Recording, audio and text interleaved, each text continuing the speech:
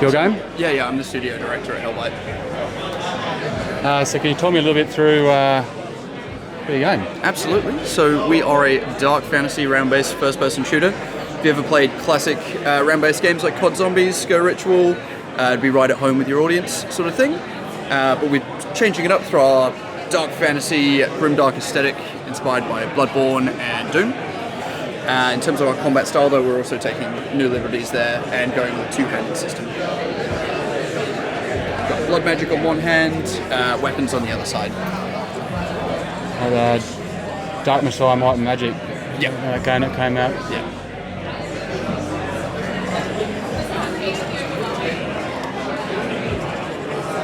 Anything with a red sigil as well lets you unlock a new door to expand the map. And you'll find new weapons, new abilities in the new areas.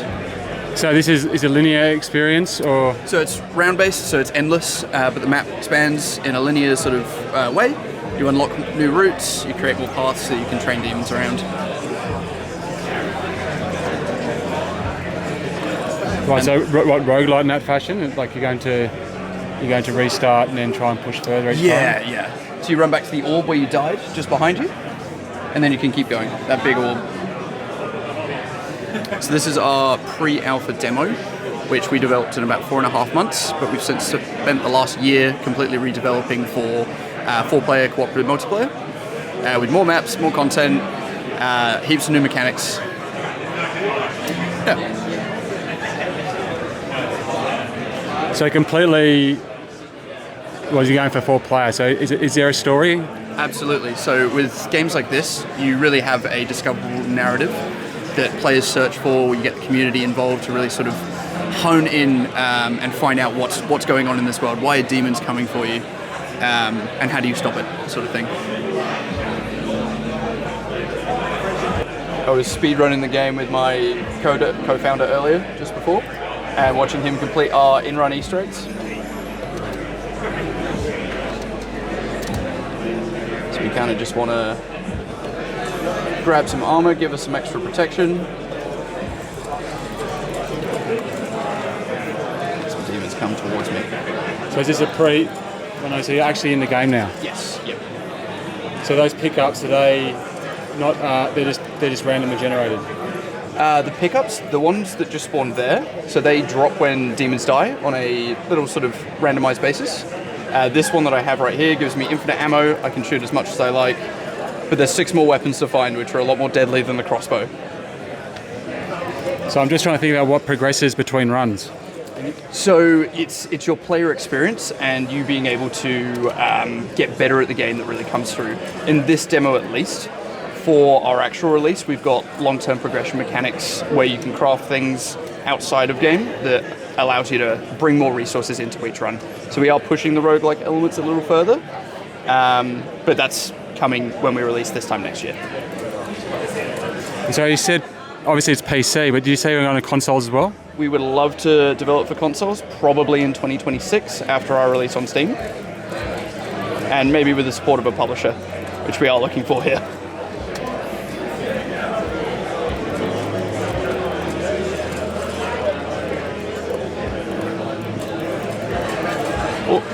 So how will players experience the story progressing? So within this genre, you often find narrative through what's called Easter eggs and discoverable content.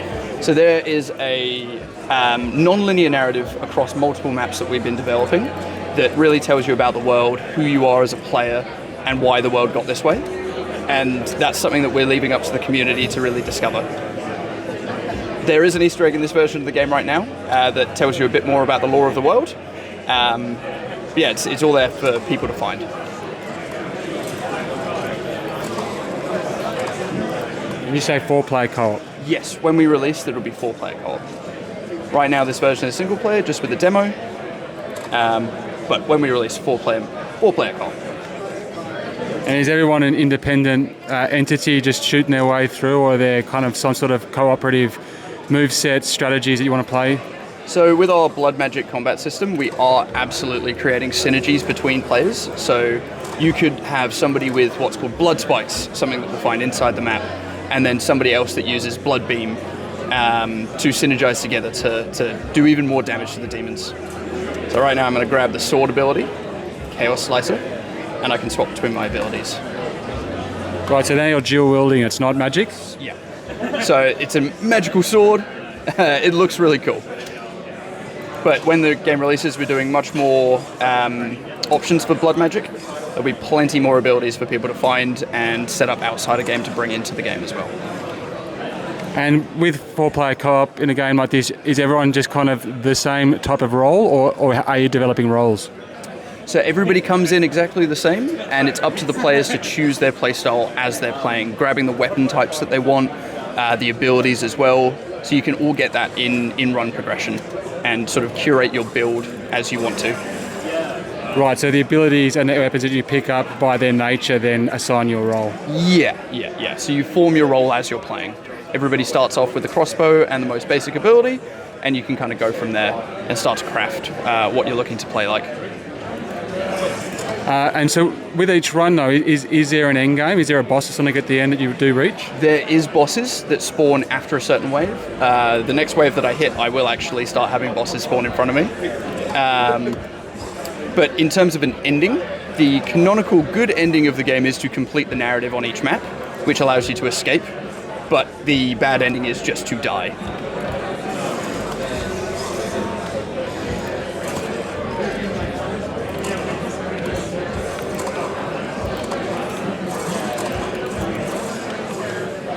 And I think I might die this run. I'm definitely not going to complete the Easter egg myself. It's weird as a developer that you often find players are so much better at your game than you are. There we go. Let's go inside. So we've also got a ritual system in this demo and on this map, which allows me to activate these altars here. I'm now locked in this space until I kill all the enemies that spawn. I do 3 of these around the map and I unlock my upgrade mechanics, which allows you to progress, gain more powerful versions of your weapons and your abilities as well.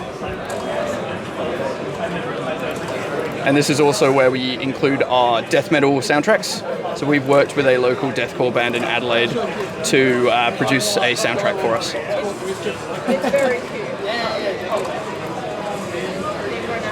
So you mentioned Doom. You mentioned Doom before, but like Serious Sam, I guess would be another example. Anything else you've been inspired by? So absolutely, in terms of our art style, Dishonored is playing a big role. That really like painterly aesthetic is what we're moving to with our full release. But in terms of gameplay, BioShock's definitely a big component of what we've been doing as well. In terms of our combat style, like your old school plasmid system is kind of reminiscent of what we've done with the two-handed combat.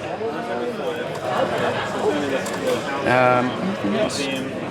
So you just brought up a wheel then, so that was changing between abilities, was it? Yes, so as you unlock more abilities, you can pick the ones that you want at will. And the game stops or slows down? It slows down. Yeah, it actually does. Oh, this is the boss enemy. I've got to run away, or I might die. Get me away from it.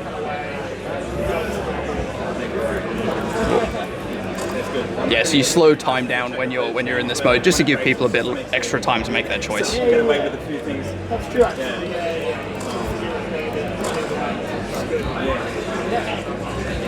Especially when the point is to break the game. I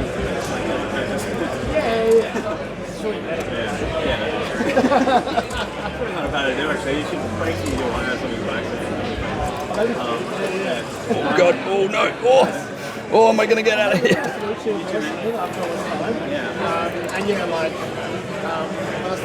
I do not want to get close to the boss enemy. They've got a super large reach and they do lots of damage. They will kill me in 2 hits. All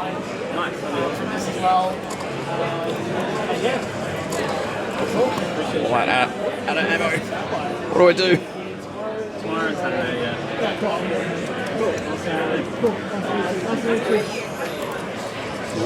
Oh, clutch.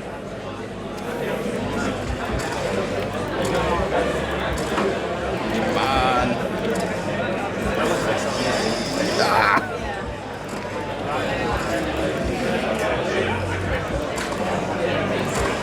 Yes, I need it. Give me the thing. Give me the thing.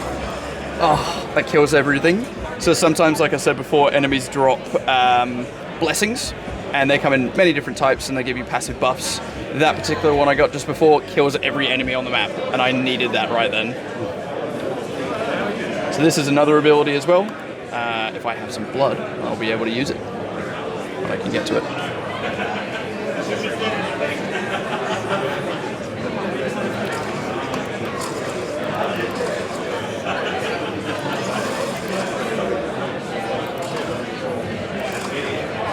Down a cooldown? So as you kill enemies with your weapons, you gain blood, and then using your abilities consumes it. So it's that economy between both of these systems working together to manage both of those resources, your ammo and your blood at the same time. So in the bottom left of my screen, that's my blood meter, and that allows me to use my abilities. Yes. Yeah, it's definitely like a high intensity FPS, especially at your high round, or high rounds, should I say.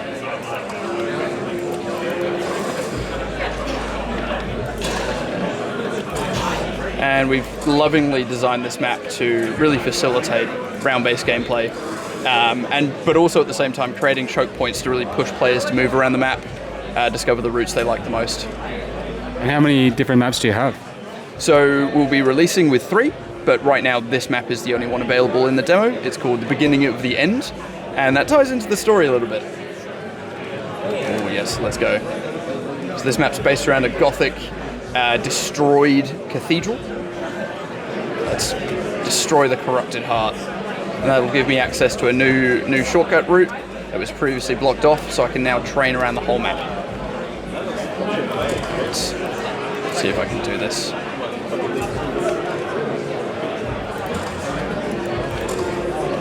Let's get some more abilities. Awesome, mate. Thank you very much. Well, thank you.